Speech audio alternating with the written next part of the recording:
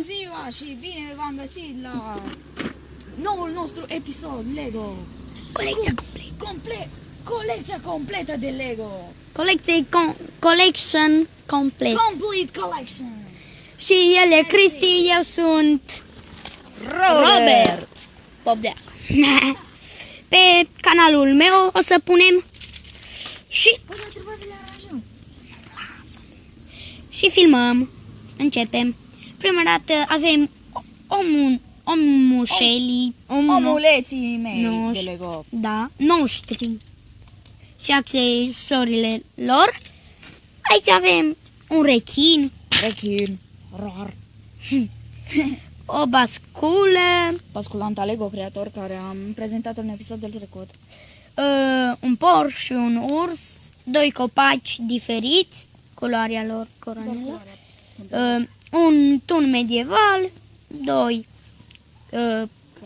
cai, o motocicletă și roți aici avem. Nu putem să vă arătăm pe fiecare în parte. Așa.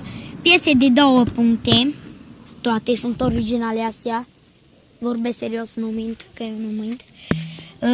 Un tank acolo, aici o dubă, un cal, 4 stâlpi.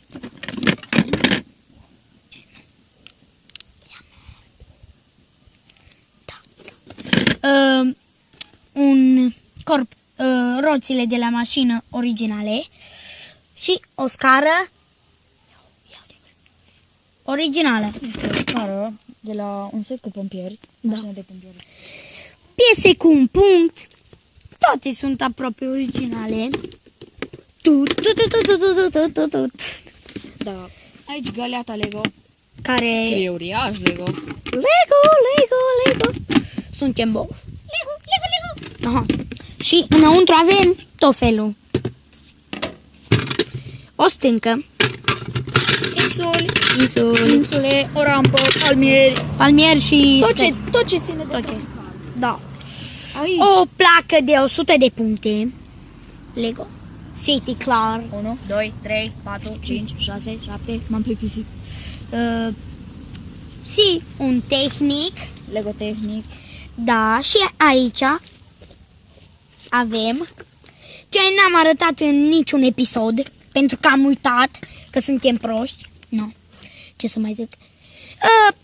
Piese plăcuțe. Așa. Ce să mai zicem? Piese cel mai mult folosite. Piese principale. Da. Adică nu că celelalte n-ar fi principale. Și mulțumim, noi suntem cei doi artiști, să zic așa. Cristi. Și eu. Da, eu. Vă mulțumim. Și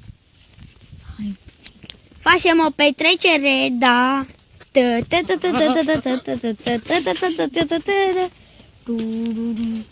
Mulțumim, plecăm la deal.